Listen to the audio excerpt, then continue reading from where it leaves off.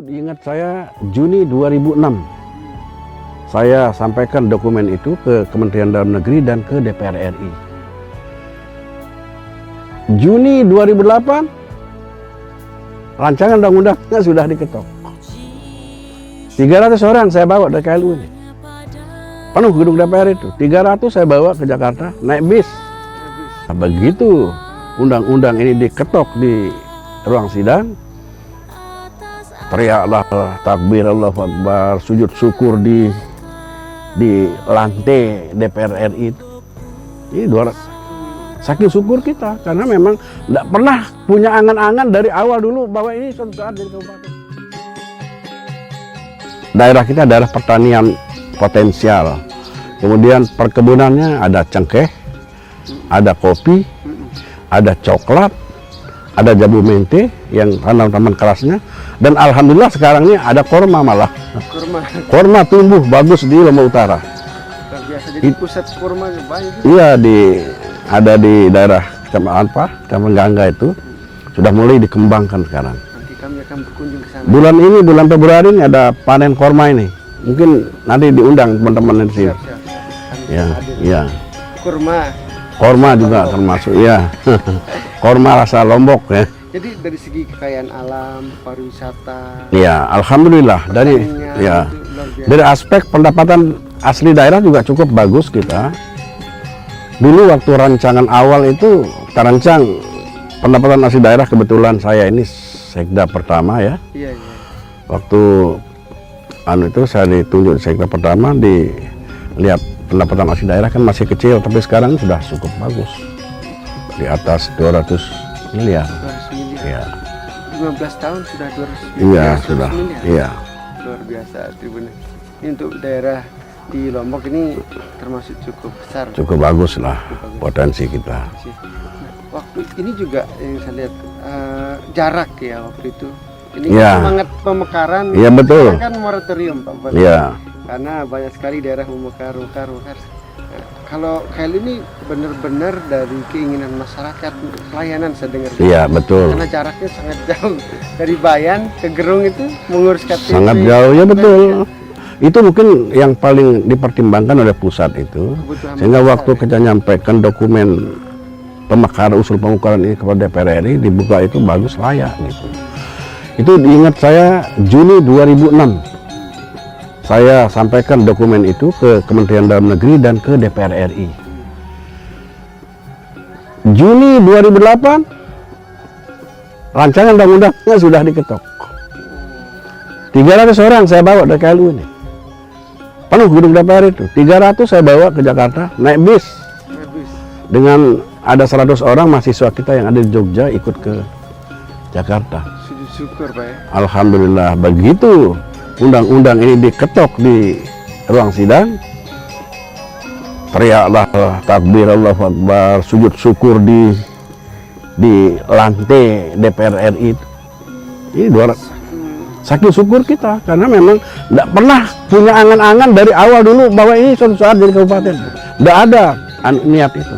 Tetapi begitu Lombok Barat memindahkan kotanya ke Gerung, nah disitulah timbul keinginan itu. Tidak ada semacam gerakan yang politis gitu Pak ya. Jadi tidak ada ya. Betul-betul murni keinginan masyarakat kita di kebutuhan masyarakat. Iya betul. Jadi Juni 2006 kita masukkan, Juni 2000 hanya 2 tahun.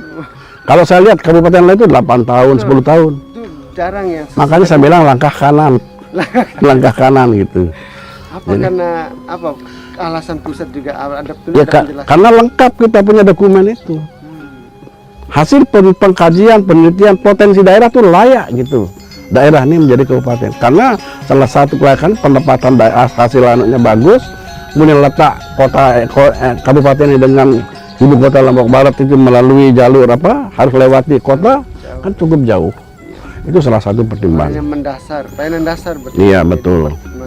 Ini 2026 saya majukan, Juni 2008 diketok, diresmikan, disahkan undang-undangnya oleh DPR RI. Makanya waktu itu saya bawa 300 orang dari KLU.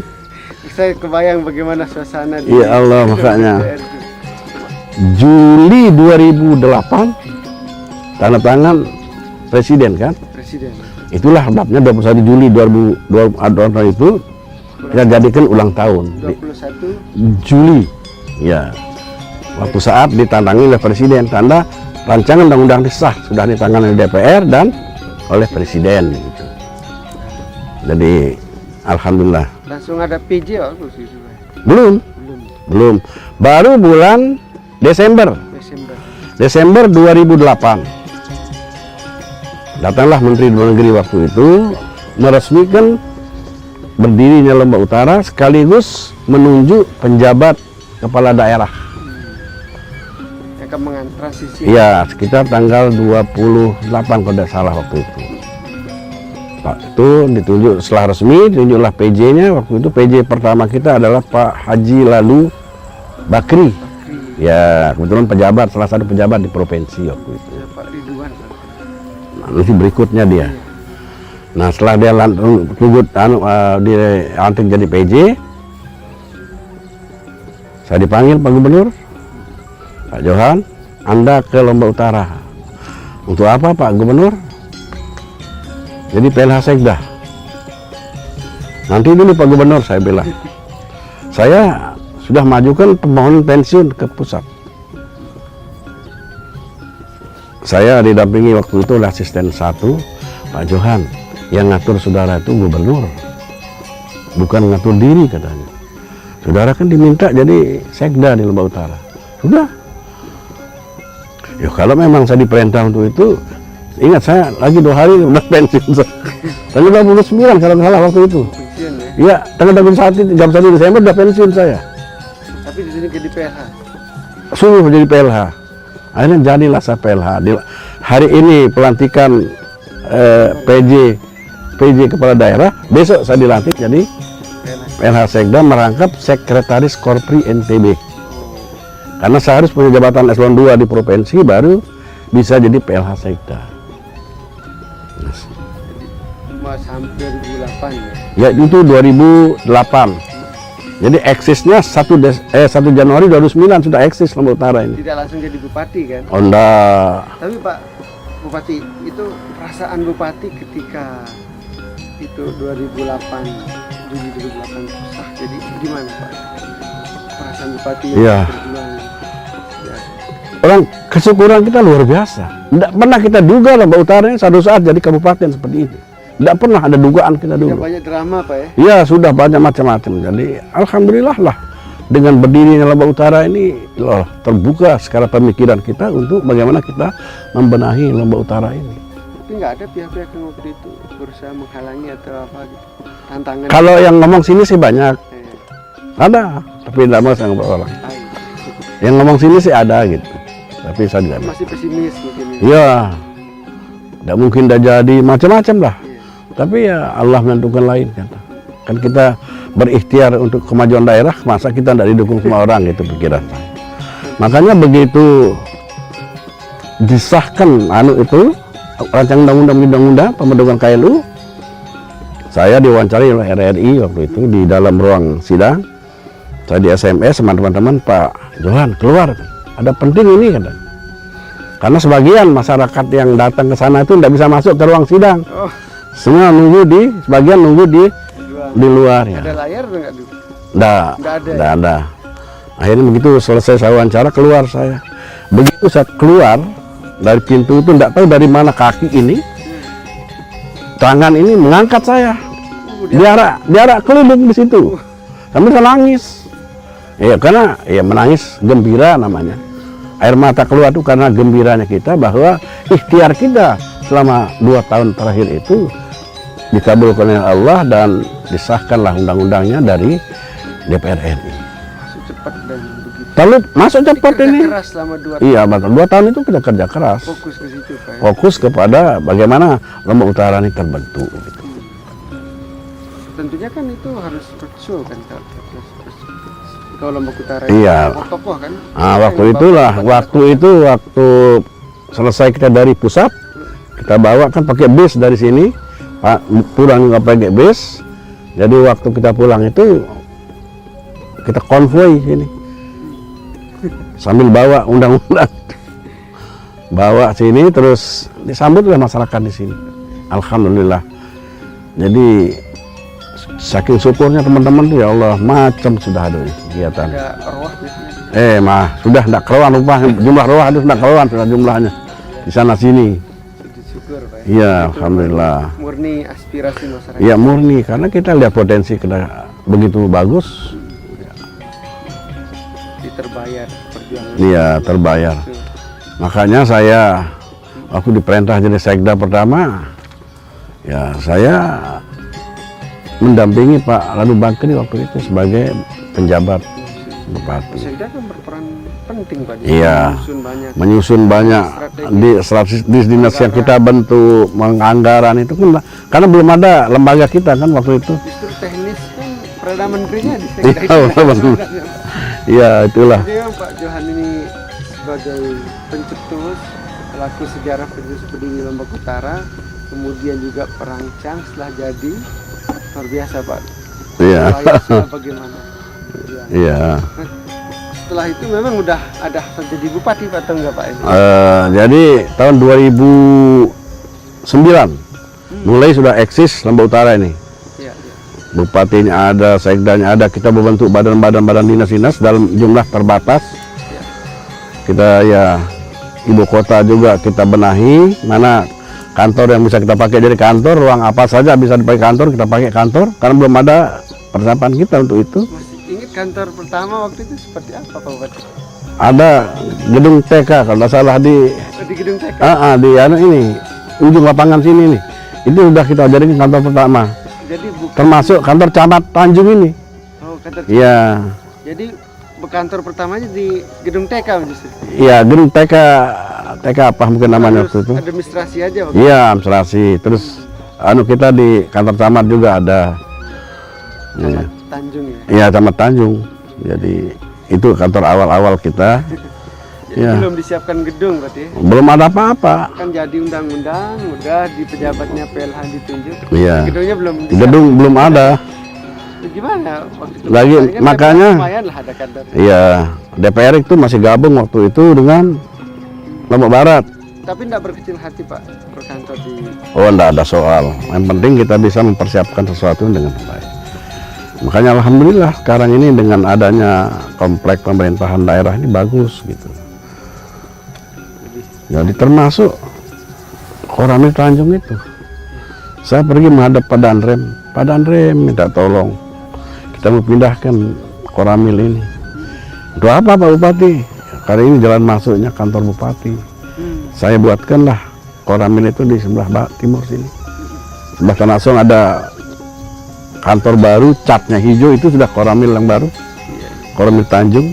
Nah, nanti ini kita bongkar jadi jalan lurus masuk ke Kantor lokasi. pusat pemerintah. Termasuk nanti lapangan ini, lapangan bola olahraga ini kita pindah ke barat sana, ke Sokong. Ini kita jadikan taman kota. Nah, tempat berkumpul. Iya, taman kota masalah. Jadi spotnya dipindah Iya betul. di alun-alun lah Pak ya. Iya, alun-alun. Buat orang Jadi berinteraksi. iya, kebetulan ini kan tanah ini tanah daerah semua. Jadi kita tinggal lalu lah. Sekarang Tanjung jadi pusat kota. Tanjung jadi pusat kota dan tata ruang Tanjung luasnya sampai ke Gangga sana. Sehingga sebagian kantor ada di Gangga ini. Polres ada di situ. Kodim, BPN, BPS, kantor dinas PU, Digbudpora, Pertanian ada di Gangga semua. Kalau kita tempatkan di sini nanti ribet Tanjung ini tidak bisa gerak kita. Kenapa di Tanjung jadi pusat kota Pak? Ada alasan tertentu nggak? Itu hasil musyawarah kita dulu. Tanjung ini jadi ibu kota karena pertimbangan awalnya ada banyak fasilitas yang bisa kita pakai untuk kantor di sini ini. Ada yang menginginkan ibu kota itu di Kayangan sana. Tapi setelah kita lihat ada anggota DPD RI pernah ke sana, DPR RI ke situ, saya dipanggil. Ya, kenapa ibu kota di Kayangan Pak Johan? Nah, saya jelaskan, itu kan fasilitas pemerintahan tidak ada di situ, sehingga agak sulit nanti operasional pemerintahan daerah. Akhirnya kita rembuk lah, tetapkan kembali ibu kota itu di Tanjung ini. Salah satu pertimbangannya apa waktu itu? Kira-kira? Karena fasilitas pemerintahan waktu itu bisa kita pakai, itu gedung-gedung bisa kita pakai di sini ya. Gedung TK tadi. Masih gedung TK tadi. Kantor bupati, kantor bersama. Iya, iya. Sekolah. Nah, jadi dari segi akses jarak dari daerah juga masih. Ya masih baik ya, masih bagus lah. Yang penting kita bisa kerja saja. Prinsip kita bisa kerja. Ya, alhamdulillah lah hasil kerja kita nampak gitu. Waktu pertama kan belum ada apa-apa lah. Belum ada apa-apa. Dan gimana? Semua tidak ada. Pak Bupati nggak kecewa, Mokar, oh gini fasilitasnya tidak lengkap. Makanya kita harus paham Gimana bahwa perasaannya waktu itu? saya melihat situasi itu ya tentu itu menimbulkan semangat kita ya. Oh, iya. Jadi mengangkat semangat kita untuk bagaimana kita berbuat untuk percepatan pembangunan daerah Jadi ini. bukan semangatnya. Bukan kita ngeluh, nggak semua tidak ada, tidak. Tetapi itu yang menimbulkan semangat kita bagaimana daerah ini kita bangun dengan bagus gitu. Tentu dengan kita kan sudah punya APBD. Iya. Ya, waktu itu kita punya APBD. Ingat saya tetapkan pendapatan asli daerah waktu itu kan hanya 10 miliar kalau tidak salah. 10 miliar ya? Ya, tapi sekarang kan 200. 200. Ya, waktu Waktu itu APBD-nya berapa Pak? Yang pertama APBD kita di bawah 700. buat 700 Ya.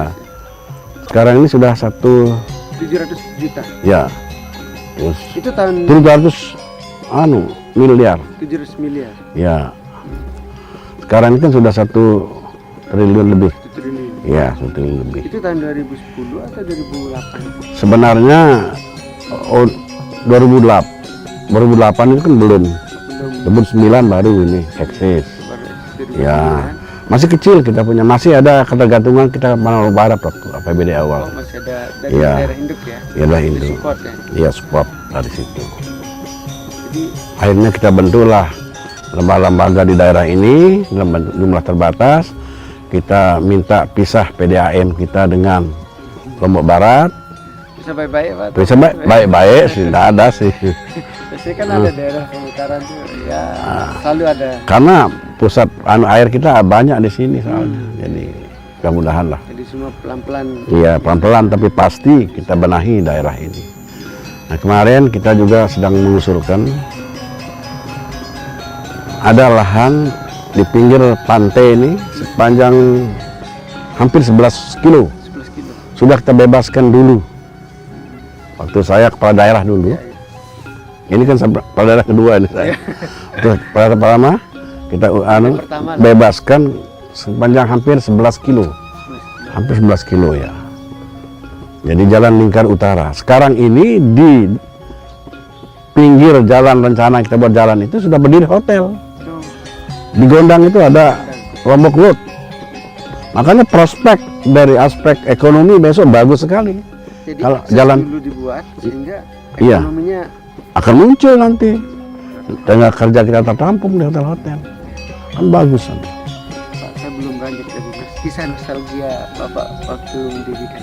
Waktu pertama lihat apa tantangan terbesar ketika tahun dari Bapak kepilih tahun 2010 kan? Saya terpilih, saya sekda itu 2009 Januari. Pemilihan kepala daerah waktu itu 2010 bulan Juni kalau tidak salah. Agustus baru dilantik. Jadi 1,5 tahun saya sekda itu. Memang kita melihat Lombok Utara ini tidak ada apa-apanya dari segi fisik ya. Kotanya belum terbentuk segala macam. Infrastruktur jalan hubungan antar desa juga masih jauh dari yang kita inginkan. Masih di kampung. Nah itulah saya bilang tantangan membawa semangat kita untuk membangun desa daerah ini. Jadi hubungan antar desa jalan yang belum bagus. Nah itulah jadi prioritas awal kita waktu itu. Jadi prioritas. Ya di samping kita membangun perkantoran juga membangun infrastruktur jalan penghubung antar desa di daerah kita ini. Biar lebih layak. Ya lebih layak lah sebagai sebuah ibu kabupaten gitu. Cukup nggak anggaran Pak dengan? Ya jelas nggak cukup kalau setahun itu. Tentu tiap tahun kan kita anggarkan bertahap, tapi pasti gitu. Jadi mulai dibenahi birokrasi. organisasi. Ya kita benahi organisasi kita dulu, kemudian segala macamnya. Karena mengambil pejabat juga waktu pemekaran itu Iya. dari sana sini. Anak-anak utara yang di Bima kita panggil, yang di provinsi kita panggil, di Lombok Barat kita panggil. Yang asli sini yang dicari, Pak. Iya, yang awalnya kan, tapi tidak ada cukup kan. Waktu itu orang semua mau ke sini atau ada yang nolak? Kayak misalnya IKN sekarang kan Tidak ada, mau dipindah. tidak ada yang nolak. Ya karena dipindahkan. Pertama dia kalau kebetulan dia bisa ke sini itu bagus. Gitu. Di sini kan terbuka lowongan-lowongan untuk jabatan-jabatan tertentu. Jadi tidak ada istilahnya enggan karena dia Enggak. baru biasanya. Kalau dulu Lombok Utara ini saya ingat jadi daerah buangan. Kalau sudah pegawai negeri dibawa ke Kalimantan Utara dianggap dibuang dulu. Aduh. Ya sekarang kan tidak. Nah, ya tidak. Karena daerah baru. Pak. Daerah baru Belum ada jadi apa-apa ya. ya belum ada ya. Jadi memang di awal itu selalu tantangan pasti banyak, Pak. Ya pasti banyak ya. SDM kita masih terbatas, infrastruktur kita juga terbatas, jadi itu tantangan. Kan kalau di awal itu pasti biasanya perintis itu pengorbanannya tidak hanya waktu, Pak. Ya, Itu juga materi. ya pasti. Pasti. Materi yang sesuai kemampuan kita, Iya. karena kita juga, konsolidasikan semua. Nah, itu kan juga pasti tidak sedikit. iya, Sementara dukungan support pemerintah kan kamu bisa mandiri, buktikan dulu kan ya. iya makanya, alhamdulillah lah. Saya bilang mandiri kan kalau Lombok Utara ini saya bilang langkah kanan, betul-betul langkah kanan, karena saya lihat daerah lain itu 10 tahun, 8 tahun. Ini 2 tahun. Datang aja sampai sekarang, Pak. Iya, sampai hari ini tidak ada. Sumbawa, provinsi, Provinsi Sumbawa. belum ada. Memang doa. Makanya doa semua masyarakat itu. Ya, Terus, Pak. Itu panjang pasti ceritanya. ya, Kalau hal yang paling membuat Bapak masih terkesan menetes, nangislah waktu itu apa Pak ini? Iya. Sama Pak. saya nangis pada saat pengesahan rancangan undang-undang itu. Menangis, ya gembira, tangis yang gembira gitu. Bahwa akhirnya perjuangan kita itu berhasil gitu, itu yang menyebabkan saya nangis itu. Menangis dipegang kaki saya dikeliling di komplek DPR itu. Orang-orang pada sujud, Allahu Akbar segala macam. Itu kan lelah suasananya memang haru, gembira dan haru gitu. Bercampur di situ waktu itu. Tidak pernah dibayangkan Lombok Utara ini jadi kabupaten. Bisa ngatur diri sendiri dengan kekuatan sendiri. Nah, itu yang kita senang kita gitu waktu itu. Jadi alhamdulillah. Coba bayangkan 300 orang saya bawa ke DPR. Dengan dana pakai bis. Ya. Karena pribadi Pak atau? Enggak. Kita begini dulu. Saya suruh anak-anak kita pegawai kantor gubernur waktu itu. Saya kan kepala biro waktu itu. Ikuti DPRD Lombok Barat kunjungan kerja ke studi banding ke Sumbawa dan Sumbawa Barat. Saya utuslah sekarang ini dia di Pak Sabudin, kepala BAKD dengan kepala Kasbang Pol, pergi ke Sumbawa. Tanya mana sumber dana untuk pemekaran. Tapi karena Sumbawa Barat kan daerah Newmont. Iya. Jadi tidak sulit dia biaya itu disamping dari pemerintah tapi dari Newmont. Kita nih belum lihat apa sih yang kita pakai dana ini. Kalau mau rapat itu saya ingat kita rapat kita ngiyur. Iya. Itu biar rapat ini. Pesaweran juga Pak. Saweran ya. Mahasiswa ada nih. Iya betul aja. Nih beli jajan, beli kopi segala macam itu pakai uang kita masing-masing. Kita ngiyur gitu. Iya. Akhirnya setelah pulang anak-anak yang saya utus ke Sumbawa itu datang lapor, dia habiskan 13-an miliar katanya untuk mekar. Lah kalau ini itu kita tergantung kepada itu tidak mekar-mekar Lombok Utara nih saya bilang. Akhirnya kebetulan Sekda Lombok Barat waktu itu Pak Alusri Nate namanya, teman SMA, saya telepon, Semeton, kita mau ketemu saya bilang. Saya waktu itu masih kepala biro umum kan di kantor gubernur. Ternyata gubernur. Bukan, Srinate lain. Lain. Srinate bukan namanya, Srinate itu. Lalu Srinate juga namanya. Datanglah dia cari saya di rumah makan di Taliwang sana. Baru saya sampaikan keinginan saya. Tidak mungkin kita bergerak tanpa uang. Untuk itu kita mohon kepada Lombok Barat memberikan kita dana lah untuk kita berjuang ini, saya bilang. Berapa maunya Bapak, digitukan saya sama Pak Srinate. Ya kalau bisa 5 miliar kita minta, saya gitu kan. Nah, akan saya sampaikan ke Pak Bupati, katanya, sampaikan ke DPR juga. Cuman minta saya, katanya dia, amankan 12 orang anggota DPR Lombok Utara yang dari utara yang ada di Lombok Barat waktu itu. Ada 12 orang. Saya undang rapat. Saya sudah sampaikan, saya sudah minta bantuan di Pemda Lombok Barat, dana 5 miliar. Tolong ini didukung di sidang DPR. Sampai begitu saya lakukan waktu itu. Bagian dari ikhtiar. Ya, ikhtiar kita. Akhirnya tidak bisa lah 5 miliar itu, hanya 3,5 miliar. Kita tidak ambil uang itu, tapi setiap butuh kita minta. Iya. Sehingga alhamdulillah dengan 3,5 miliar berdiri KLU ini. Iya. Dan itu masih sisanya 170 juta. Itu dana hibah atau apa? Ya, hibah di Lombok Barat. Dari Lombok Ya, Barat, ya, dari Lombok Barat ya. Jadi 170 juta masih sisa uang itu. Waktu terbentuknya ini sudah masih ada uang itu. Tidak habis ya. Udah habis. Sumbawa Barat kan 13 miliar lah. Makanya itu yang syukur saya dengan uang itu semua bisa tercover gitu. Soliditas. Kalau waktu itu saya banyak diprotes. Kalau ke Jakarta enggak banyak bawa teman. Loh kalau sebawa teman kan bawa uang. Tiket. Saya sendiri. Untung saya kepala biro umum waktu itu masih ada dana Pemda provinsi yang bisa saya pakai tuh untuk lah. Bagian dari strategi. Bagian strategi ya untuk Karena penghematan ya. Tidak ada uang. Industri Gepeng lah. Ada gepeng lah. Industri tidak ada di sini lah. Industri yang diharap menjaga. Tapi akhirnya ya Allah, teman-teman tuh akhirnya sadari itu. Luar biasa. Ya alhamdulillah lah. Akhirnya tahun 2010 Pak ya. Pojak terpilih. Juni 2010 saya terpilih jadi bupati.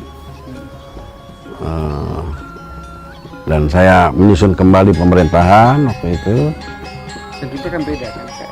Merintis kemudian masuk. Iya, fase iya. Jadi terpilih. Agak ya, sudah kita sempurnakan lah. Kita tugaskan anak-anak yang memang memenuhi syarat untuk itu. Apa program Pak Bupati waktu itu? Program awal tentu bagaimana kita membangun ibu kota nih dulu. Membangun ibu kota, kemudian membangun infrastruktur jalan, ya, memperbaiki jalan-jalan rusak, karena itu jadi program awal. Jadi dulu kan jalan antar desa nih agak susah, tidak beraspal, kita mulai aspal, walaupun dengan aspal sederhana dulu gitu, tidak hot mix, tetapi sudah mulai kita lakukan gitu. Kita membenahi, saya cari dokter waktu itu, anak KLU kan tidak ada, saya keliling, saya programkan di APBD, bantu anak-anak yang mau masuk dokteran itu, barang 30 juta atau 25 juta setiap masuk. Saya keliling jelaskan pada masyarakat lewat Jumat, lewat puasa waktu tarawih. Saya akhirnya sekarang banyak anak-anak KLU jadi dokter. Malahan ada yang spesialis bedah torak. Ini berat ini. Bedah torak kan bedah ini kan berat. Ada anak kita sedang di Erlangga, Surabaya. Nanti didedikasikan ke sini atau? Jadi kontraktor pensi. Tapi yang penting kita sudah. Dan banyak anak-anak kita sedang dokteran, sudah jadi dokter banyak. SDM-nya berarti juga di. Sudah mulai SDM lah kita benahi. SDM juga. Ya, yang mau masuk PDN ada waktu itu saya ingat 3 orang anak Lombok Utara ini lolos dari CES IPDN di sini. Saya cari namanya, pergi saya menghadap Sekjen Kementerian Dalam Negeri. Ibu, saya minta tolong, ini daerah Lombok Utara daerah baru. Saya memerlukan sarjana siap pakai, dan itu saya percaya dari PDN. Ada anak kita 3 orang yang lolos. Saya tidak kenal anaknya, tapi namanya saja sepegang. Saya tidak tahu orangnya. Yang jelas anak Hindu 1, anak Buddha 1, anak Islam 1. Saya menghadap. Tolong Ibu Sekjen, supaya ini diloloskan. Pak Bupati, kalau yang jatah Bapak hanya 1, mana yang Bapak kurung? Tidak ada. Saya ingin 3-3 lolos. Tapi alhamdulillah 3-3 lulus. Itu. Kedua, waktu terbuka K2 kalau salah namanya. Kan ada anak-anak yang sudah magang-magang dulu tuh. Mulai program K2 itu. diangkat, ada 400 lebih waktu itu. Tapi jatah kita untuk diangkat waktu itu hanya 30%. 30%. Saya ke Jakarta, saya menghadap Kementerian PAM. Pak Menteri, saya bilang, daerah ini daerah baru. Anak yang 400 sekian ini sudah ngabdi di daerah ini selama ini. Saya minta tolong loloskan ini, jangan 30%. Semua. Iya, saya ingin lulus semuanya. Wah, nggak bisa nih Pak Bupati, Bapak punya jatah.